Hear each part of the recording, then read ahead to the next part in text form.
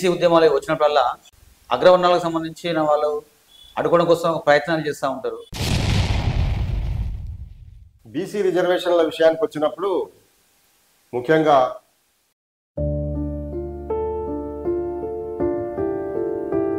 అయితే దాని ప్రాతిపదికగా రిజర్వేషన్లు కావాలని చెప్పేసి భారతదేశంలో బీసీలు ఎప్పుడు ప్రయత్నం చేసినా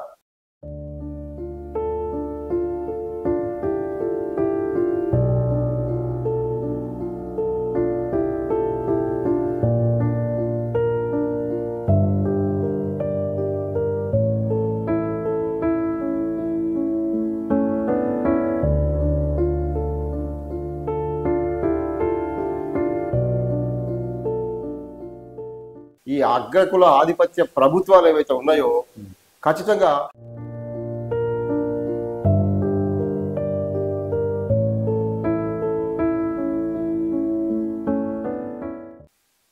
తెలంగాణ రాష్ట్ర వ్యాప్తంగా ఒక హాట్ టాపిక్ నడుస్తూ ఉన్నది. అది బీసీ ఉద్యమం ఉవ్వెత్తున ఎగిసిపడ్డది. దీనికి సంబంధించి బీసీ రిజర్వేషన్ల కోసం ఒకవైపు ఉద్యమం నడుస్తుంటే మరోవైపు దీన్ని అడ్డుకోవడానికి కూడా హైకోర్టులో కావచ్చు, సుప్రీంకోర్టులో కావచ్చు కేసులు కూడా వేస్తున్న పరిస్థితిని మనం చూస్తూ ఉన్నాం. ఈ క్రమంలోనే స్థానిక సంస్థల ఎన్నికలు వచ్చినాయి. దీనికి సంబంధించి కాంగ్రెస్ ప్రభుత్వం కూడా బీసీ బిల్లును పెట్టినామని చెప్పేసి అనుకూలంగా ఉన్నామని చెప్పేసి మాట్లాడింది. బీజేపీ వాళ్ళ కింద ప్రభుత్వం నుంచి మాకు ఇంకా ఏం వాళ్ళు చెప్పట్లేదని చెప్పేసి మాట్లాడుతూ ఉన్నారు. అయితే దీంట్లో భాగంగానే బీసీ సంఘాల నాయకులు కూడా ఉద్యమాలను బలోపేతం చేస్తూ ఉన్నారు. ఈ క్రమంలోనే మనతోనే ఇక్కడ బీసీ ఉద్యమాలకు సంబంధించినటువంటి పూర్తి సమాచారాన్ని చెప్పేందుకు బ్యాక్వర్డ్ క్యాస్ట్ ఫెడరేషన్ రాష్ట్ర అధ్యక్షులు అదే బీసీఎఫ్ రాష్ట్ర అధ్యక్షులు చిన్న రాములు ముదిరాజు గారు మనతో ఉన్నారు. ఒకసారి అతను మాట్లాడే ప్రయత్నం చేద్దాం. నమస్కారం అండి. నమస్కారం. రిపబ్లిక్ మీడియా సిఇఓ మన రాజేంద్ర ప్రసాద్ గారికి ప్రత్యేకించి ధన్యవాదాలు. రిపబ్లిక్ మీడియా వీక్షకులకు అందరికీ కూడా నమస్కారం. నా పేరు నాగనమోని చెన్నరాములు ముదిరాజ్.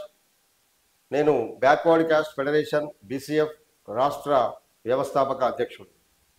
అలాగే చెప్పండి, ఇప్పుడు బీసీ ఉద్యమాలు వచ్చినప్పుడల్లా ఇప్పుడు అగ్రవర్ణాలకు సంబంధించిన వాళ్ళు అడ్డుకోవడం కోసం ప్రయత్నాలు చేస్తూ ఉంటారు. అంటే అది రాజకీయ పార్టీల్లో ఉన్నటువంటి అగ్రవర్ణాలు అడ్డుకుంటున్నారా, లేదా అసలు బీసీ రిజర్వేషన్లను మొత్తమే అడ్డుకోవాలనే ఉద్దేశంతో అగ్రవర్ణాలు మామూలుగా అడ్డుకుంటున్నారా?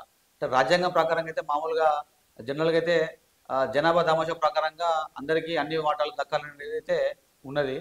దాంట్లో మీరు ఒక బీసీ ఉద్యమకారునిగా మీరు దీన్ని ఎట్లా చూస్తారు? అసలు బీసీ రిజర్వేషన్ల విషయానికి వచ్చినప్పుడు ముఖ్యంగా డాక్టర్ బాబాసాహెబ్ అంబేద్కర్ గారు ఆర్టికల్ 340 ప్రకారం రాజ్యాంగంలో బీసీలకు రిజర్వేషన్లు ఇవ్వాలని చెప్పి పెట్టడం జరిగింది. అయితే దాని ప్రాతిపదికగా రిజర్వేషన్లు కావాలని చెప్పేసి భారతదేశంలో బీసీలు ఎప్పుడు ప్రయత్నం చేసినా మొదట కాకా కాలేల్కర్ కమిషన్ నుంచి మొదలుకుంటే వరుసగా వేసుకుంటూ వచ్చినటువంటి బీసీ కమిషన్లు అన్నింటిలో కూడా బీసీలకు రిజర్వేషన్ ఇవ్వడంలో ఈ అగ్రకుల ఆధిపత్య ప్రభుత్వాలు ఏవైతే ఉన్నాయో ఖచ్చితంగా దాన్ని ఆపేసే ప్రయత్నం చేశారు. కమిషన్లనే కొన్ని సంవత్సరాల పాటు ఆపిండ్రు. వచ్చిన కమిషన్ రిపోర్ట్లను కూడా తీసి తుంగలో దొక్కిండ్రు.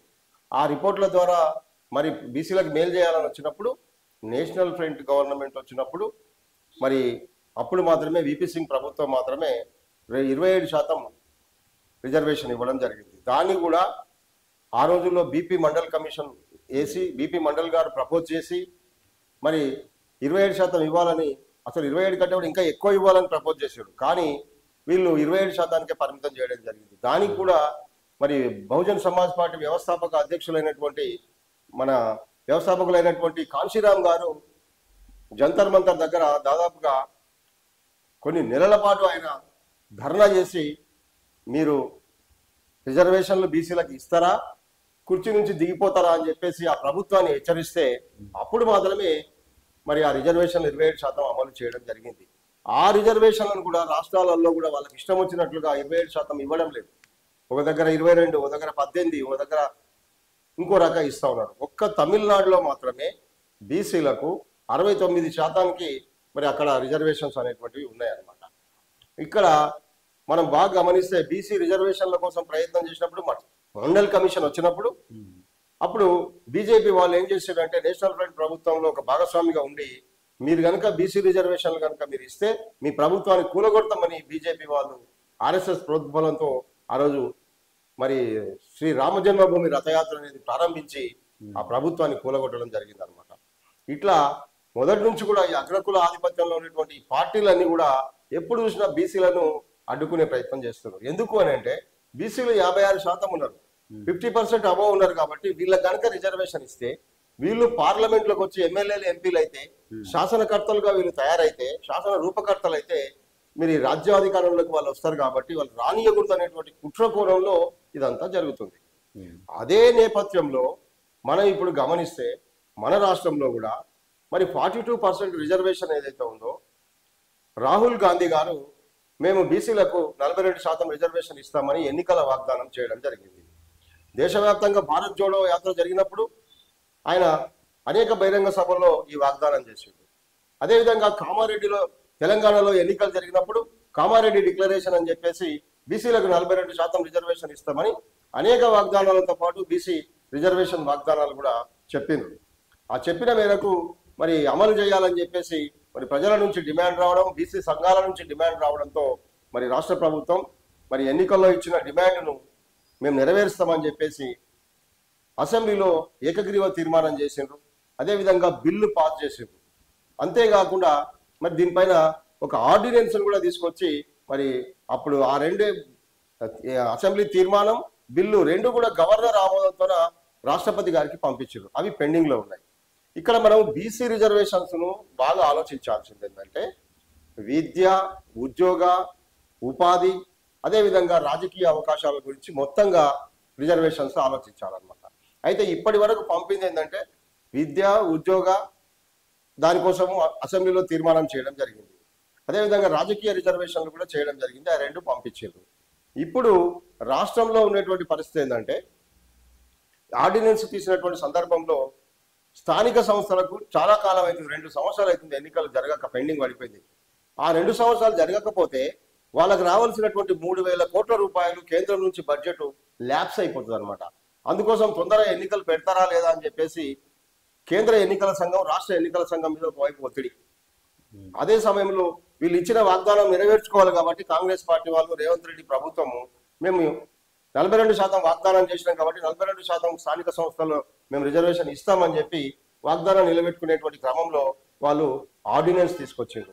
ఆ ఆర్డినెన్స్ తీసుకొచ్చి మరి గవర్నర్ గారికి ఇచ్చారు. అది ఇంకా ఆమోదం పొందలేదు. ఆ ఆలోపనలో ఎన్నికలు పెట్టాలనేటువంటి ఒత్తిడి ఉండటం వల్ల వాళ్ళు ఎన్నికలకు పోయేటువంటి ఉద్దేశంతో ఒక జీవో తీసి మరి గవర్నర్ ఇంతవరకు దానికి ఆమోదం తెలపలేదు కాబట్టి తమిళనాడు తరహాలో ఎప్పుడైతే గవర్నర్ 3 నెలల వరకు తెలపకుండా ఆమోదం తెలపకుండా పెండింగ్ పెడితే అది ఆటోమేటిక్గా చట్టం అయిపోద్ది అనేది వచ్చిందో దాని ప్రకారంగా ఒక జీవో తీసి రాష్ట్ర ప్రభుత్వం ఎన్నికలకు పోయింది. రాష్ట్ర ఎన్నికల కమిషను ఎన్నికల నోటిఫికేషన్ ఇచ్చింది. ఆ ఎన్నికల నోటిఫికేషన్ ఇచ్చినటువంటి క్రమంలో మరి అందరూ కూడా ఎన్నికలకు సంసిద్ధమవుతున్న తరుణంలో మరి అగ్రకులాలకు సంబంధించినటువంటి బట్టంగారి మాధవరెడ్డి కానీ సుప్రీంకోర్టులో మరి వంగ గోపాల్ రెడ్డి అనేదో పేరు ఆయన కూడా వేయడం జరిగింది. అయితే ముఖ్యంగా మేము రెడ్డి సోదరులకు మేము వేసే ప్రశ్న ఏంటంటే మీరు బాధితులు కాదు కదా, మీరు బాధితులు కాకుండా మీకు ఏ నష్టం జరగకుండా మీరు కోర్టుకు ఎందుకు పోయినరు? మీరున్న పర్సెంటేజ్ ఎంత? మీరుండేది 5%. మీ 5%కు కావాల్సిన ఉద్యోగాలు మీరు పొందిరా లేదా? లెక్కలు తీద్దామా? లెక్కలు తీస్తే బీసీల జనాభా 56%, రెడ్డిల జనాభా 5%.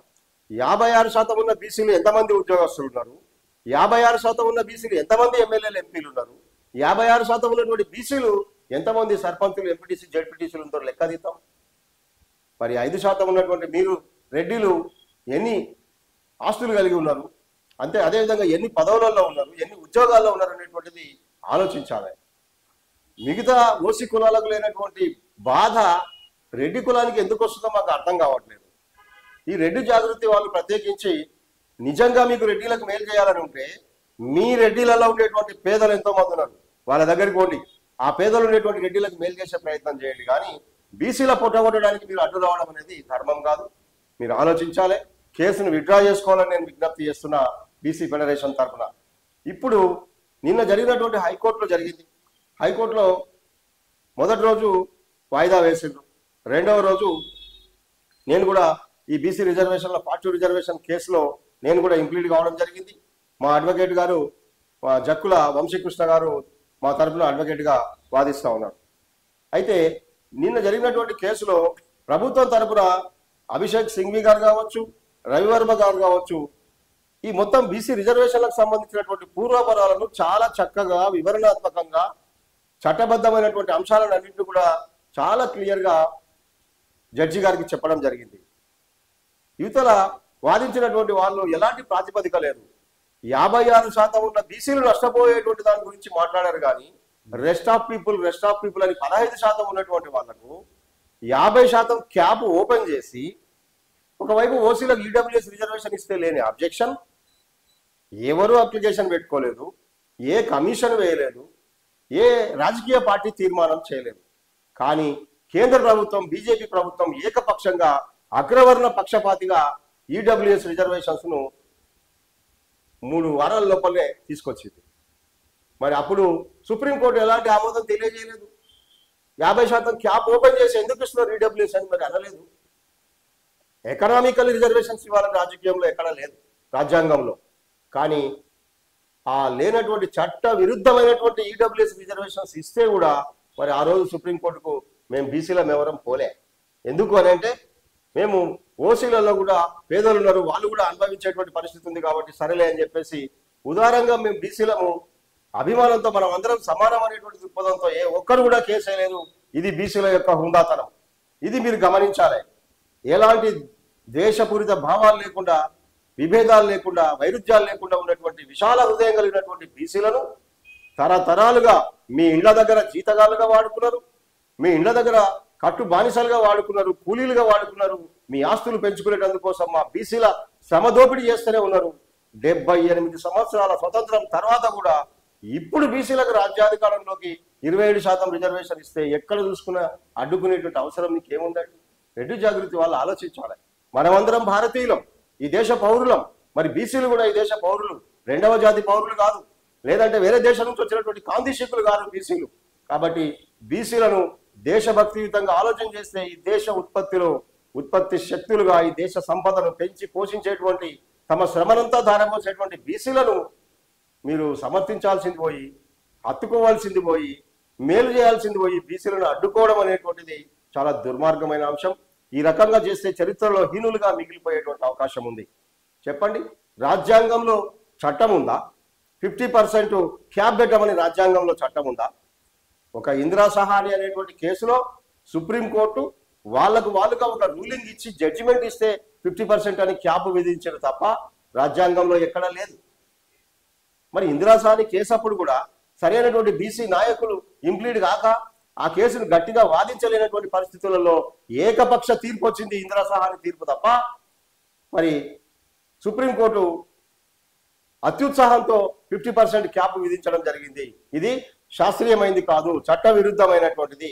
బీసీలకు అన్యాయం చేసినటువంటి తీర్పు ఇందిరా సహాని కేసు అని చెప్పి మేము సందర్భంగా తెలియజేస్తున్నాం. అంతేకాకుండా రామకృష్ణ వర్సెస్ ఇండియన్ గవర్నమెంట్ పేరు మీద వచ్చినటువంటి దాంట్లో కూడా మరి అక్కడ కూడా 50% క్యాప్ గురించే వచ్చింది. ఇందిరా సహాని కేసులో ఎప్పుడైతే 50% తప్పు అని మేము అంటున్నామో, రామకృష్ణ కేసులో కూడా 50% తప్పే. అంతేకాకుండా 285-73 రాజ్యాంగ సవరణ ద్వారా తెలంగాణలో పంచాయతీరాజ్ చట్టం వచ్చింది.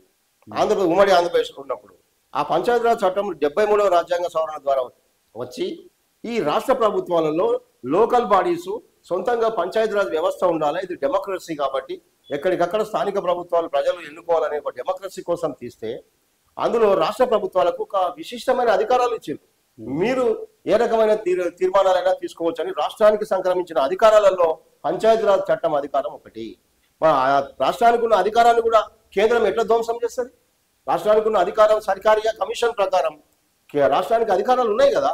స్వపరిపాలన చేసుకునేటువంటి హక్కు రాష్ట్రానికి ఉన్నప్పుడు రాష్ట్రం తీర్మానం చేస్తే దాన్ని మళ్ళీ సుప్రీంకోర్టు క్యాప్ అని చెప్పి విధించి ఆ కారణం చెప్పి ఈడ రాష్ట్రంలో ఈ స్థానిక స్వపరిపాలన పైన ఉక్కుపాదం మోపడం అనేది ఇది నియంత్రితమైనది, సరైనది కాదు. కాబట్టి ఇప్పుడు నిన్న జరిగినటువంటి హైకోర్టులో జరిగిన కేసులో కూడా ఈ కేసు మొత్తం 42% అనేది మొత్తం విద్య, ఉద్యోగ, అదేవిధంగా రాజకీయ రిజర్వేషన్ల గురించి కాదు. ఇది నిన్న జరిగింది కేవలం స్థానిక సంస్థల గురించి మాత్రమే. ఎందుకంటే స్థానిక ఎన్నికల నోటిఫికేషన్ వచ్చింది కాబట్టి స్థానిక రిజర్వేషన్లు మాకు 42% కల్పించాలనేదే ఇది పరిమితం అండి.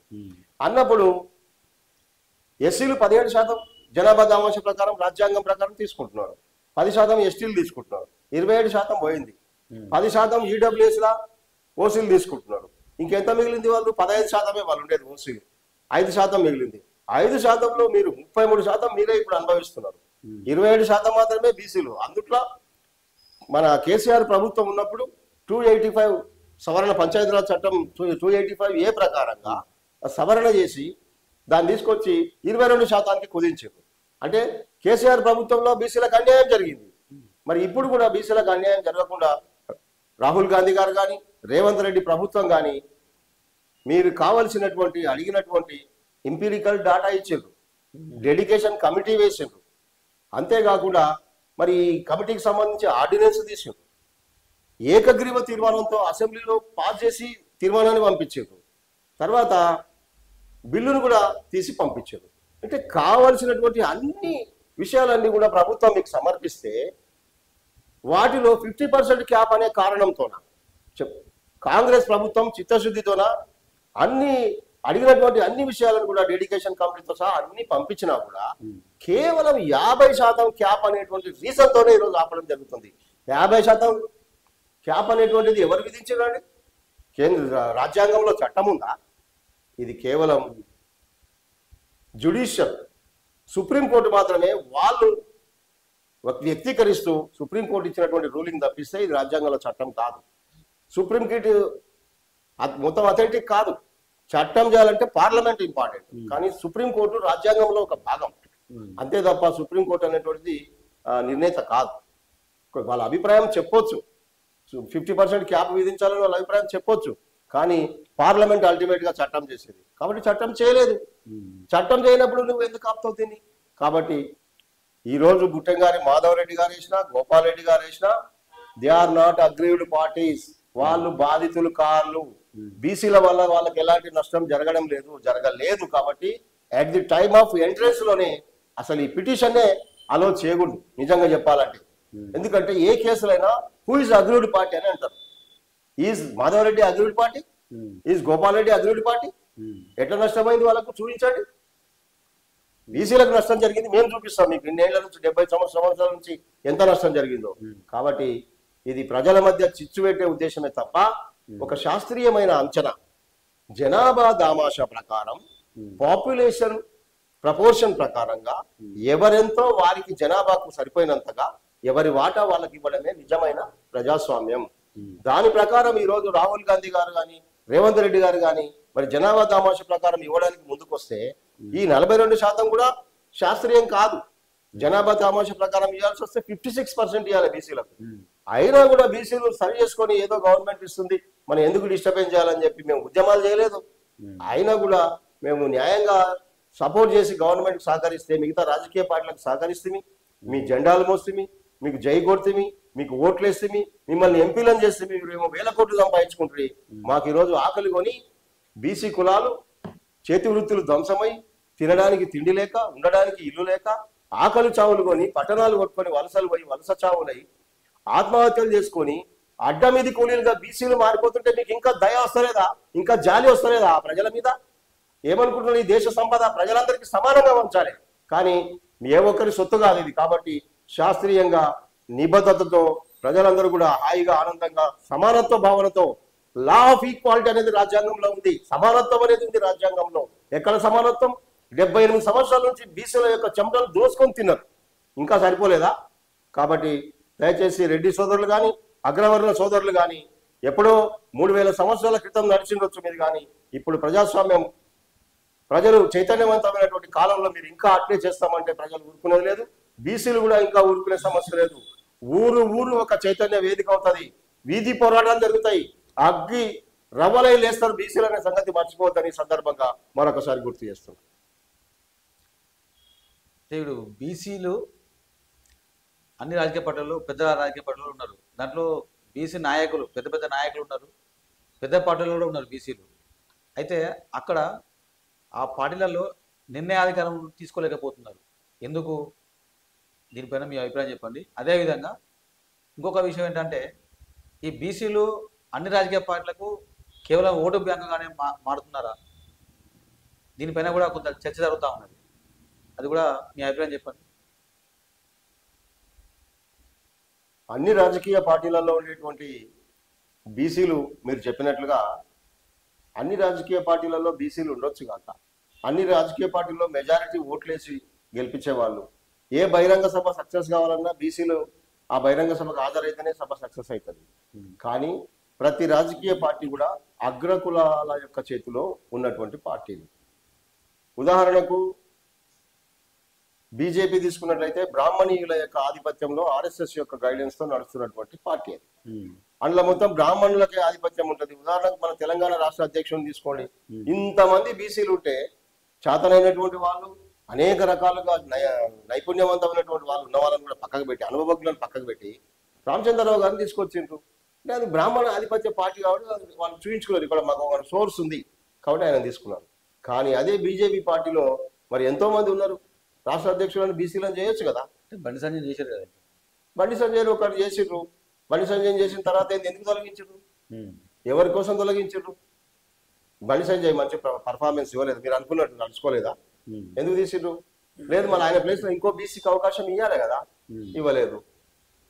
సరే మంచిది, వాళ్ళ పార్టీ వాళ్ళ నిర్ణయం వాళ్ళ ఇష్టం. కానీ మేము చెప్పేది ఏంటంటే బీజేపీ పార్టీలో బీజేపీని సొంతం చేసుకొని హిందూ ధర్మం కోసమని, దేశం కోసమని, ధర్మం కోసమని ఎంతో మంది ఆర్ఎస్ఎస్ అడుగుజాడల్లో నడుస్తూ ఎంతో మంది బీసీలు ఈరోజు దేశానికి అంకితమై పనిచేస్తున్న వాళ్ళు ఉన్నారు ఎంతో మంది. మరి అట్లాంటి బీసీలు 60% బీసీలు హిందువులు కాదా? మళ్ళీ 60% బీసీలకు ఈరోజు బీజేపీ పార్టీ మొత్తం 100 సంవత్సరాలు జరుపుకుంటుంది. ఆర్ఎస్ఎస్ బీజేపీ దాదాపుగా ఒక 70 సంవత్సరాల పైగా అవుతుంది. ఆ బీజేపీ పార్టీ మొత్తం అడ్మినిస్ట్రేషన్ జనసంఘ కావచ్చు, బీజేపీ కావచ్చు. మరి మీరు బీసీలకు ఎన్ని పార్టీలకు ఎన్ని అధికారాలు ఇచ్చిండ్రు? ఒకసారి ఆత్మవిమర్శ చేసుకోవాలి. అంటే బీసీలను ఒక కట్ట పట్టుకొని కర్ర పట్టుకొని తిరిగేటువంటి స్వయం సేవకుగా వాడుకున్నారు. బీజేపీలో జెండా పట్టుకొని ప్రతి ఘర్షణలో ముందుండేటువంటి వాళ్ళుగా బీసీలను వాడుకున్నారు. హిందూ ధర్మం కోసం పోరాడి ప్రాణాలు వదిలేటువంటి వాళ్ళుగా వాడుకున్నారు. కానీ ఆ బీసీలకు మీరు ఏం కల్పించారు? ఏం అధికారాలు ఇచ్చిండ్రు? ఏ పదవులు ఇచ్చిండ్రు? ఏ హోదాలు ఇచ్చిండ్రు? ఆర్థికంగా మీరు ఎట్లా డెవలప్ చేసిండ్రు? ఒకసారి ఆత్మవిమర్శ చేసుకోవాలి.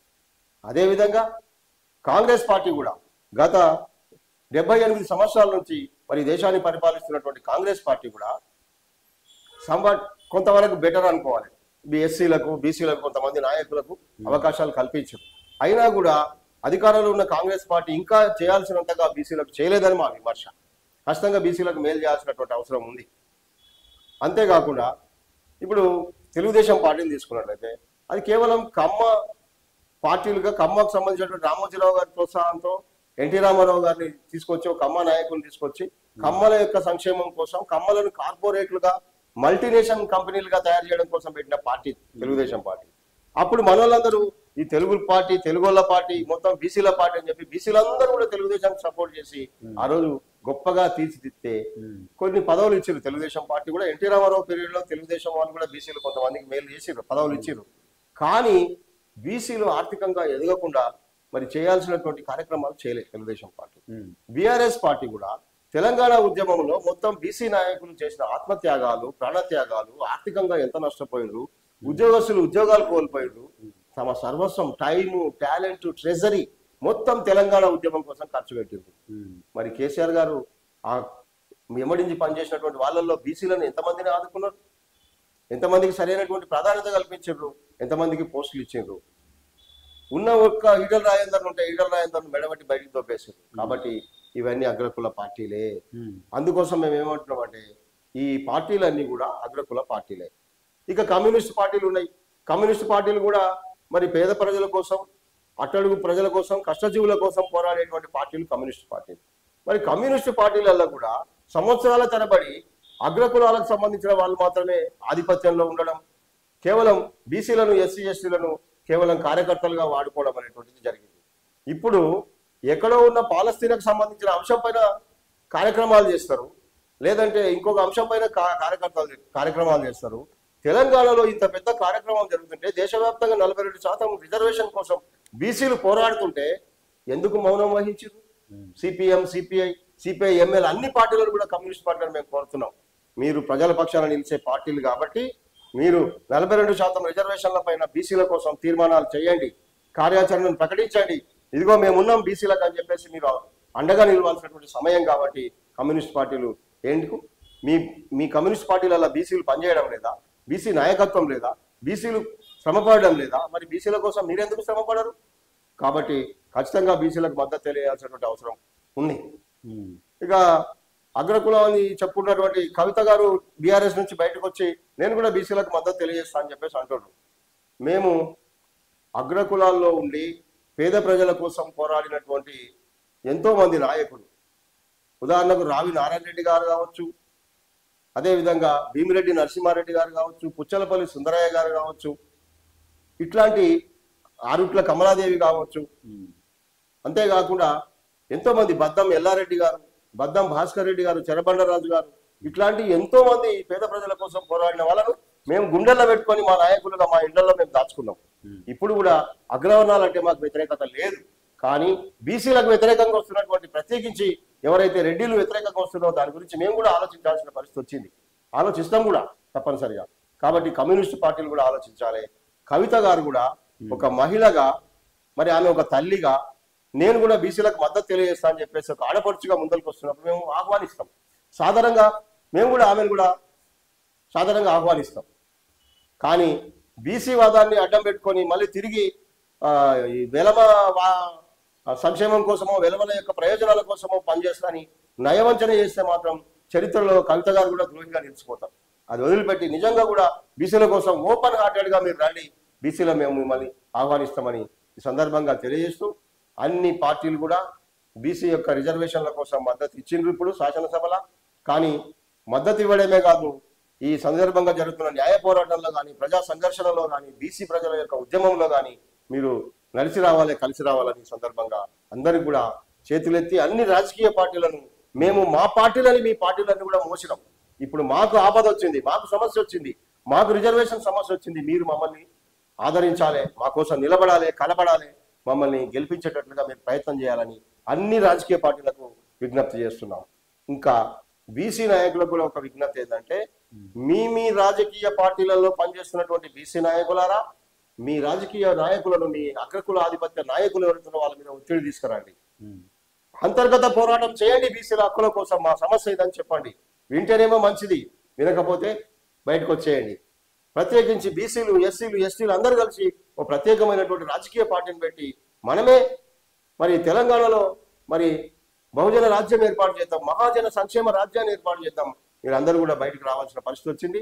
ఒకవేళ రాజకీయ పార్టీలు మద్దతు ఇచ్చి రిజర్వేషన్లకు సపోర్ట్ చేస్తేనేమో సరి, లేదంటే అందరం కూడా బయటకు వచ్చి మరో స్వతంత్ర రాజకీయ పార్టీ ఏర్పాటు చేయాల్సిన, బహుజనుల కోసం, మెజారిటీ ప్రజల యొక్క సంక్షేమం కోసం మరో రాజకీయ పార్టీ ఆవిర్భవించాల్సిన అవసరం ఉందని ఈ సందర్భంగా తెలియజేస్తూ మరి బీసీల కోసం, బీసీల డిమాండ్ల కోసం పనిచేస్తున్న బీసీ సంఘాల నాయకులందరికీ కూడా ధన్యవాదాలు తెలియజేస్తూ మీరందరూ కూడా చిత్తశుద్ధితో బీసీల డిమాండ్ కోసం పనిచేస్తారని మరోసారి ఆశిస్తూ మొత్తం తెలంగాణ రాష్ట్రంలో ఉండి బీసీల హక్కుల కోసం గుండె రగిలిపోతున్నటువంటి గ్రామాల్లో ఉండేటువంటి బీసీ కార్యకర్తలకు అందరూ కూడా మరొక్కసారి ధన్యవాదాలు తెలియజేస్తున్నా, పోరాట అభినందనలు తెలియజేస్తున్నా. మీకు అందరు కూడా మనం అందరం కలిసి నిలబడదాం, కలబడదాం, ఖచ్చితంగా గెలుద్దాం. ఖచ్చితంగా విడిపోతే పడిపోతాం, పడిపోతే చెడిపోతాం. ఇప్పటికీ 78 సంవత్సరాల నుంచి నష్టపోయినాం, కష్టపడ్డాం, చాలు. మనకు ప్రజాస్వామ్యంలో మనకు హక్కులున్నవి. ఈ దేశ మూలవాసులం, ఈ దేశ భూమి పుత్రులం, ఈ మట్టి బిడ్డలం. మనకు హక్కు ఉంది ఈ భూమి పైన, ఈ సంపద పైన, ఈ ఆస్తుల పైన. కాబట్టి మనం అందరం కూడా రాజ్యాంగ పరంగా సమానత్వ హక్కు పొందాల్సిన అవసరం మనకు ఉంది. కాబట్టి ఎవరికి భయపడద్దు, ఎవరికి లొంగిపోవద్దు, ఎవరు కుంగిపోవద్దు. పోరాటంలో నిలబడదాం, కలబడదాం, నిలుద్దాం, గెలుద్దాం అనే సందర్భంగా అందరికీ ధన్యవాదాలు తెలియజేసుకున్నా. జై బీసీ, జై జై బీసీ. విద్య, ఉద్యోగాల్లో రిజర్వేషన్లు ఉన్నా కూడా బీసీల పరిస్థితి ఎందుకు మెరుగుపడడం లేదు?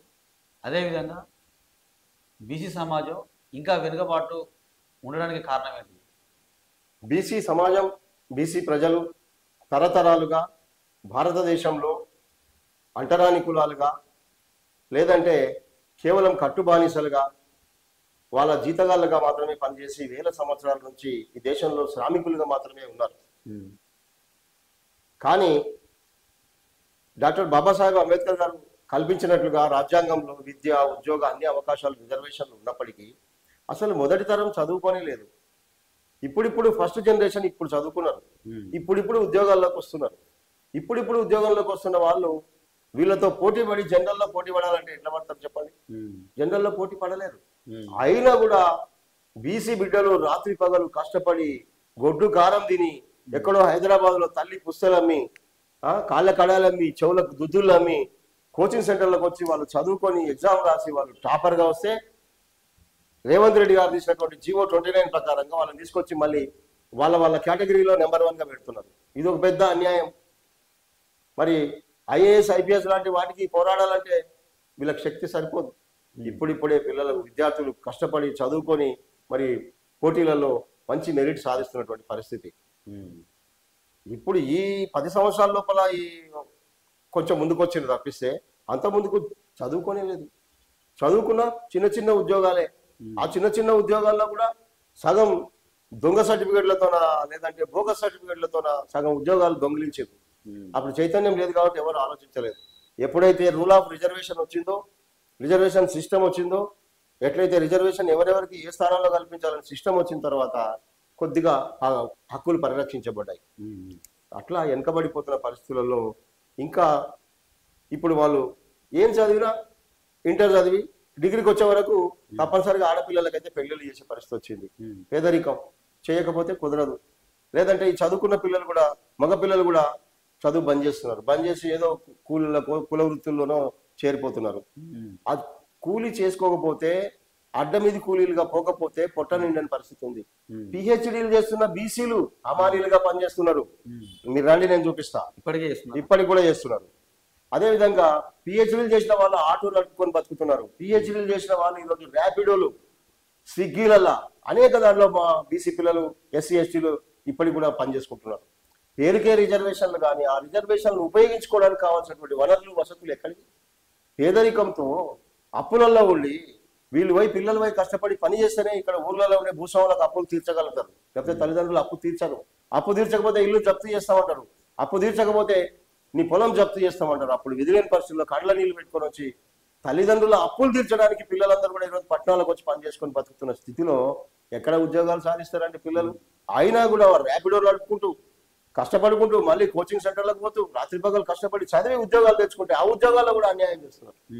కాబట్టి ఇంతటి అన్యాయమైన పరిస్థితులను ఎదుర్కొంటున్న స్థితిలో కూడా బీసీలు కష్టపడుతున్నారు. కాబట్టి ఇక సామాజికంగా ముందుకు రావాలంటే ఎట్లా వస్తారు?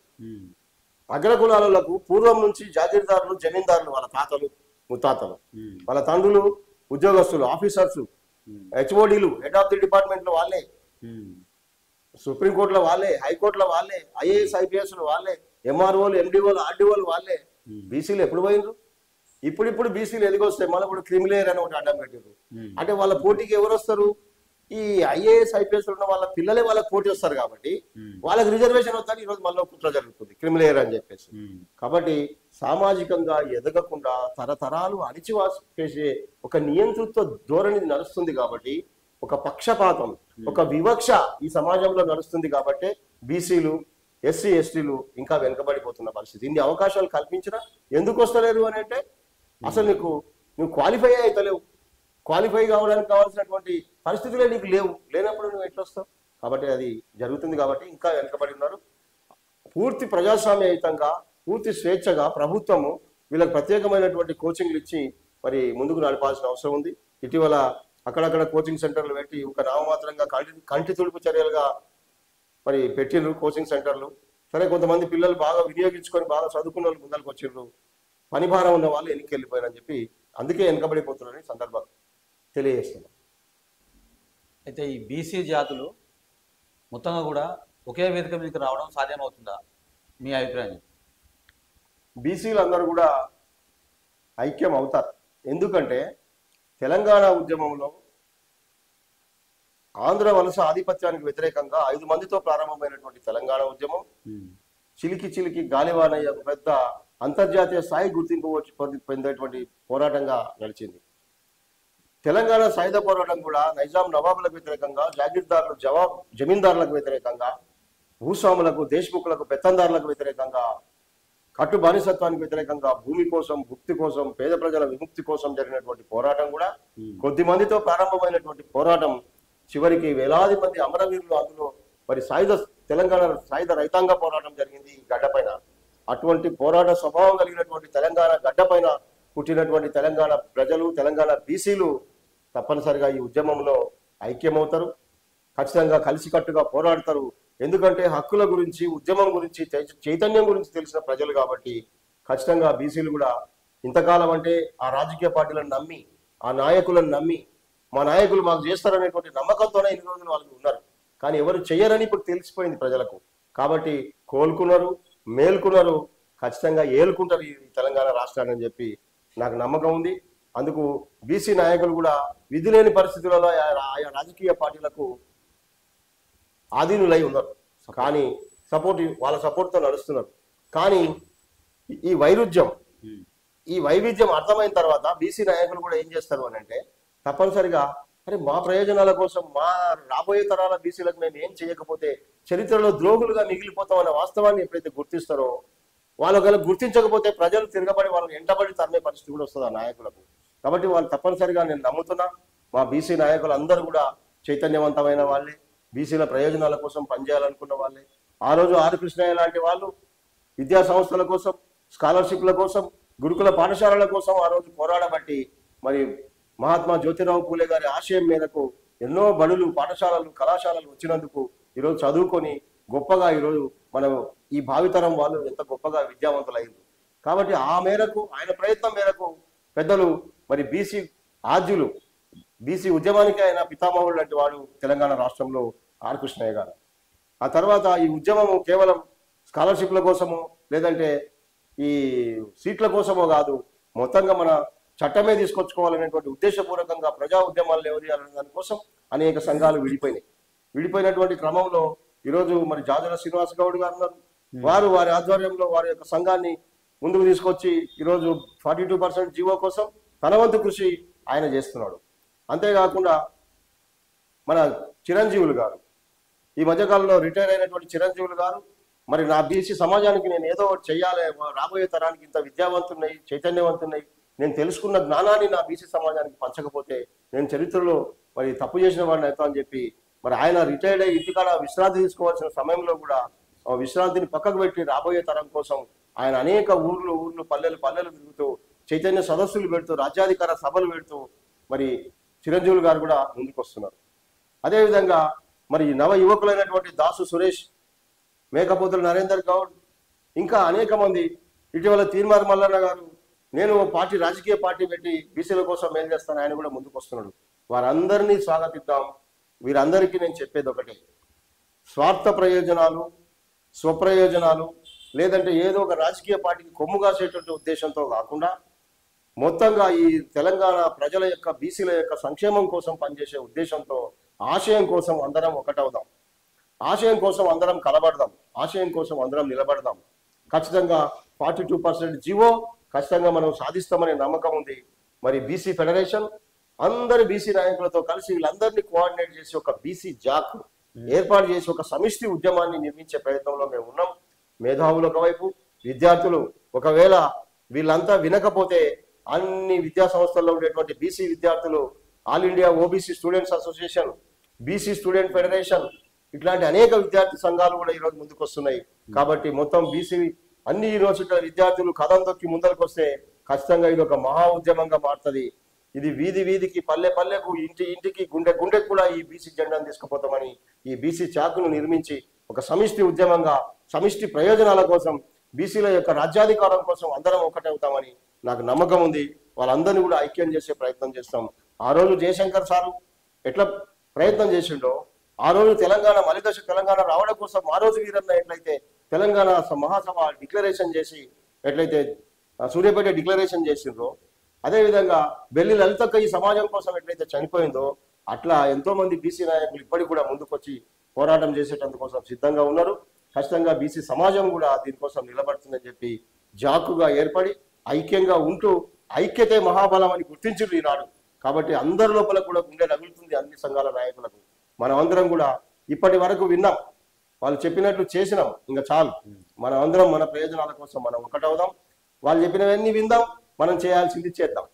ఇది నేను మన బీసీ నాయకులకు అందరు కూడా మరి చేతులు ఎత్తి మొక్కి మీకు అందరు కూడా ఇప్పటి వరకు మీరు చేసిన ఉద్యమాలకు అందరు కూడా పాదాభివందనాలు తెలియజేసుకుంటూ మరొకసారి రాజీ లేని పోరాటం చేద్దాం, రాజ్యం నిర్మించుకుందామని తెలియజేస్తున్నాను.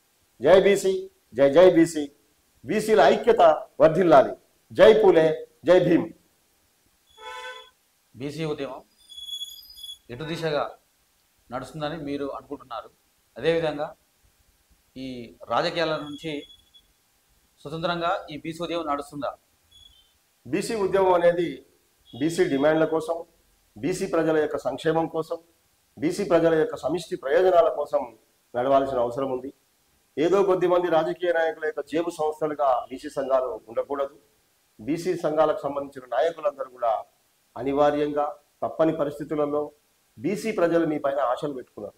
కాబట్టి మీరందరూ కూడా ఐక్యమై మరి రాబోయే తరం బీసీ విద్యార్థులకు ఈడబ్ల్యూఎస్ వల్ల ఎంత అన్యాయం, ఎంత నష్టం జరిగిందో చూసిండ్రు. ఆ విద్యార్థులు ఈరోజు కష్టపడి చదివినటువంటి ఎంతో మంది బీసీలకు ఈ మెరిట్ తీసుకొచ్చిన వాళ్ళకు కూడా ఈరోజు ఉద్యోగాలు లేవు. మెరిట్ లేని వాళ్ళకు కూడా ఈడబ్ల్యూఎస్లో సీట్లు వచ్చినాయి. ఆ ఈడబ్ల్యూఎస్లో కూడా బోగస్గా పేదోళ్ళు కాకుండా ధనవంతులైన వాళ్ళు, భూస్వాములు, ఉద్యోగస్తులైన వాళ్ళ పిల్లలు కూడా ఇప్పటికీ బోగస్గా ఉన్నారు. రానున్న రోజుల్లో ఈడబ్ల్యూఎస్ పైన కూడా మేము సుప్రీంకోర్టులో కేసేస్తాం. ఈడబ్ల్యూఎస్ లో ఎన్ని అక్రమాలు జరిగినాయో వాటి అన్నింటి కూడా బయటకు తీసే ప్రయత్నం చేస్తాం. కాబట్టి బీసీ విద్యార్థులందరూ కూడా ఈరోజు చైతన్యమై గుండె రగిలి ఒక అగ్నిపర్వతం బద్దలయ్యేటువంటి విధంగా అన్ని యూనివర్సిటీల్లో కూడా ఉద్యమం అనేటువంటిది రగులుకుంటుంది. విద్యా సంస్థల్లో వచ్చేటువంటి విద్యార్థి శక్తి కదిలి వస్తే, యువశక్తి కదిలి వస్తే ఇది కష్టంగా నెరవేరుతుంది. అందుకోసం ఎవరిని నమ్ముకోవాల్సిన అవసరం లేదు. 56% ఉన్న మనం ఎవరో వస్తారు ఏదో చేస్తారని లొంగిపోవాల్సిన అవసరం లేదు. మనకు మనమే తిరగబడదాం, చైతన్యం అవుదాం, మనమే ఉద్యమాన్ని నిర్మించుకుందాం. అవసరమైతే మనమే ఒక రాజకీయ పార్టీని నిర్మించుకొని ఎస్సీ, ఎస్టీ, ఆదివాసీ, మైనారిటీలందరినీ కలుపుకొని మనమే బహుజన సంక్షేమ రాజ్యాన్ని ఏర్పాటు చేద్దామని చెప్పి మీరందరూ తప్పనిసరిగా కలిసి మన రాజ్యాన్ని మనమే పరిపాలించుకుందాం. మాకు 42% ఇవ్వమని దేహి అని చేతులు పెట్టి అడుక్కోవాల్సిన అవసరం లేదు. ఎవరి సొత్తు కాదు, ఇది మన సొత్తే, మన హక్కు. రిజర్వేషన్ మన జన్మ హక్కు. కాబట్టి మనం తప్పనిసరిగా మనం రాజ్యం నిర్మించుకుంటే 10 పవర్ వస్తుంది, అధికారం పవర్ వస్తుంది, అన్నీ మన చేతికి వస్తాయి. కాబట్టి ఈ కేవలం రిజర్వేషన్లకు మాత్రమే పరిమితమై మన పోరాటం కాదు, రాజ్యాధికారం కోసం కూడా మన పోరాటం చేయాల్సిన అవసరం ఉందని మరి మహనీయుడు మహాత్మా జ్యోతిరావు పూలే, సాహు మహారాజు, నారాయణ గురు, పెరియార్ రామస్వామి గారు, కామరాజు నాడార్ గారు, కర్పూరి ఠాకూర్ గారు, బిందేశ్వరి ప్రసాద్ గారు, మండల్ సంబంధించినటువంటి కమిషన్ చైర్మన్ వారు, ఎంతో మంది మహనీయులు చేసినటువంటి పోరాటాలను మనం వాళ్ళ ఆశయాలను నెరవేరుతాం. తెలంగాణనే భారతదేశానికి ఆదర్శంగా నిలబడేటట్లుగా ముందు తెలంగాణలో బహుజన రాజ్యాన్ని నిర్మిద్దామని సందర్భంగా మీకు అందరికీ ధన్యవాదాలు తెలియజేస్తూ మనమందరం ఐక్యం అవుదాం, మనమందరం కూడా ఒకటవుదాం. ఒంటరిగా ఉంటే ఓడిపోతాం, ఒక్కటైతే గెలుస్తాం. కాబట్టి మనం నిలబడతాం, రాజకీయంగా మనం కూడా తప్పనిసరిగా గెలిపించుకుందాం, మన రాజ్యాధికారంలోకి అడుగు పెడదామని తెలియజేస్తున్నా. ఇది సాధ్యం అవుతుంది. చివరగా బీసీ యువతకు మీరు ఇచ్చే సందేశం ఏంటి? బీసీ యువకులారా, నేను దాదాపుగా ఒక 36.5 సంవత్సరాలు ఉపాధ్యాయుడిగా పల్లెటూర్లలో జీవితం గడిపి పేద ప్రజల యొక్క అభివృద్ధి కోసం కష్టపడి, వారి యొక్క చదువు కోసం, వారికి జ్ఞానాన్ని అందించడం కోసం కష్టపడి పల్లెటూర్లలో ప్రజల యొక్క కష్ట బాధలు సుఖాలు తెలుసుకున్నటువంటి వాణిగా నేను మీకు చెప్తున్నా. బీసీ యువకులారా, బీసీ విద్యార్థులారా, మొట్టమొదటి మీకు చెప్పే సూచన, మీరు డ్రగ్స్కు దూరంగా ఉండండి, మత్తు పదార్థాలకు దూరంగా ఉండండి, మాదక ద్రవ్యాలకు దూరంగా ఉండండి. రెండవది, ఓ యువకులారా, ఓ విద్యార్థులారా, మీ టైం, మీ సమయాన్ని ఎవరి కోసం కేటాయించొద్దు. మీ ఉజ్వల భవిష్యత్తు కోసమే మీ సమయం కేటాయించండి.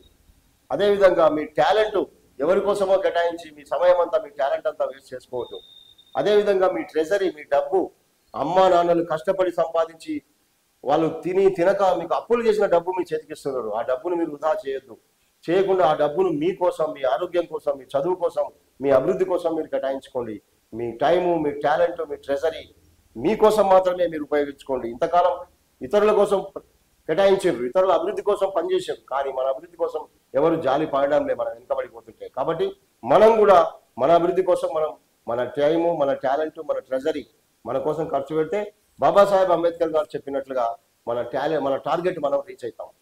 రెండవది, మన లక్ష్యం కోసం, మన ధ్యేయం కోసం మనం పనిచేస్తున్నప్పుడు మనల్ని చాలా మంది వచ్చి డీవియేట్ చేస్తారు, పక్కకు మళ్ళిస్తారు, మన దృష్టిని మళ్ళిస్తారు, డైవర్ట్ చేస్తారు, డిస్టర్బ్ చేస్తారు. మీరు డిస్టర్బ్ కాకూడదు, డైవర్ట్ కాకూడదు, డీవియేట్ కాకూడదు.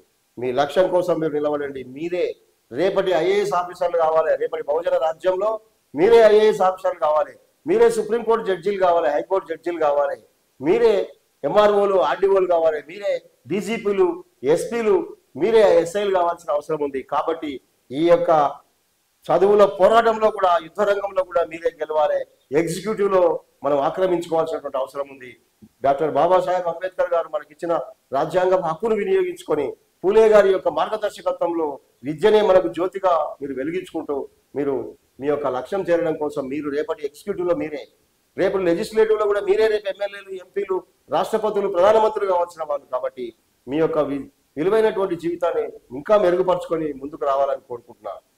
చివరిగా మీకు చెప్పేది ఒకటే, మాన్యవారు కాంశీరామ్ గారు ఒకటే చెప్పారు, ఏదైనా మన ఉద్యమం కోసం పనిచేయాలి, మన రాజ్యం సృష్టించుకోవాలంటే సీరియస్గా పనిచేయాలి, సిన్సియర్గా పనిచేయాలి, సిస్టమేటిక్గా పనిచేయాలి. అప్పుడు మాత్రమే సిస్టమేటిక్గా పనిచేసినప్పుడే మన రాజ్యం సాధ్యమవుతుంది తప్ప ఏదో 4 రోజులు పనిచేసి వారం రోజులు ఇంటిగా నిద్రపోతే రాజ్యం రాదు. నిరంతరం సీరియస్గా పనిచేయాలి, సిన్సియర్గా పనిచేయాలి, సిస్టమేటిక్గా పనిచేయాలి. ఎప్పుడైతే డీవియేట్ కాకుండా, డైవర్ట్ కాకుండా, డిస్టర్బ్ కాకుండా పనిచేస్తామో అప్పుడు డెస్టినీ చేరుకుంటాం, నీ గమ్యం చేరుకుంటాం. అట్లనే కాంశీరామ్ గారు చెప్పినట్లుగా మరి సీరియస్గా పనిచేస్తే, సిన్సియర్గా పనిచేస్తే, సిస్టమేటిక్గా పనిచేస్తే సక్సెస్ మనకు సాధిస్తాం, ఎస్ వస్తుంది. కాబట్టి మనం రాజ్యం సాధించుకోవాలంటే ఈ 3 TDS ఫార్ములాను ప్రతి ఒక్క బీసీ, ఎస్సీ, ఎస్టీ క్యాడర్ అంతా కూడా పాటించి మన భవిష్యత్తు, మనం కలలు కన్నటువంటి పూర్వం మన పరిపాలించినటువంటి రాజ్యం మళ్ళీ తిరిగి మనకు రావాలంటే, బానిసత్వాన్ని విముక్తి చెందాలంటే ఈ సూత్రం పాటించాలని మీ అందరికి కూడా సవినయంగా, రాబోయే తరం విద్యార్థులారా మీరందరూ కూడా మీరే రేపటి మాకు ఆశాజ్యోతులు. మీరు మంచిగా ఎదిగితే రేపొచ్చే మరి మీ తర్వాత తరం కూడా ఇంకా అభివృద్ధి అవుతుంది.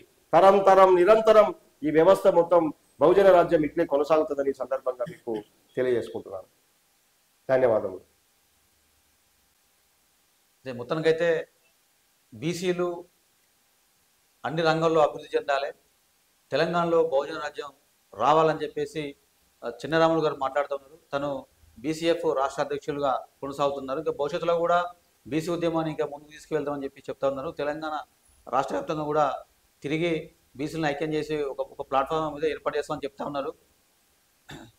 రిపబ్లిక్ మీడియాకు తమ అమూల్యమైన సమయాన్ని ఇచ్చినటువంటి చిన్నరాములు గారికి మీ ప్రత్యేక ధన్యవాదాలు. అదేవిధంగా రిపబ్లిక్ మీడియా నుంచి కూడా మేము మా అప్పీల్ ఏంటంటే తొందరలోనే ఈ బీసీ రిజర్వేషన్లు కూడా ఎలాంటి అడ్డంకులు లేకుండా తొలగిపోవాలని చెప్పేసి మేము కోరుకుంటా ఉన్నాం. ధన్యవాదాలు. ముఖ్యంగా రిపబ్లిక్ మీడియా సోదరులు మరి నాకు అవకాశం ఇచ్చి ఇంత తమ విలువైనటువంటి సమయాన్ని ఇచ్చి మరి ఇంటర్వ్యూ తీసుకొని బీసీలకు ఒక సందేశాన్ని ఇచ్చేదానికోసం వారు నా దగ్గరికి రావడం, మరి ప్రత్యేకించి నాకు అవకాశం కల్పించి మరి నా యొక్క సమయాన్ని తీసుకొని నా యొక్క విషయ సేకరణ చేసినటువంటి రిపబ్లిక్ మీడియాకు కూడా ప్రత్యేకంగా ధన్యవాదాలు. మరి మిగతా తెలంగాణ రాష్ట్రంలో ఉండేటువంటి బీసీ మిత్రులే కాకుండా సమాజం అంతా, ఎస్సీ, ఎస్టీ, ఆదివాసీ, మైనారిటీలు అందరూ కూడా ఈ సమాజాన్ని సమానత్వంతో నడవాలని కోరుకునే ఓసీలు కూడా, బ్రాహ్మణులు కావచ్చు, రెడ్లు కావచ్చు, వైశ్యులు కావచ్చు, క్షత్రియులు కావచ్చు, ఎవరైనా సరే సమానత్వంతో అందరం విశ్వమానవులుగా బతుకుదామని కోరుకున్నటువంటి వాళ్ళు కూడా అందరూ కూడా ఈ రిపబ్లిక్ మీడియాను ఆదరించి మరి మీరు గొప్పగా ఈ వ్యూస్ చూడాలని కోరుకుంటున్నాను. ధన్యవాదములు.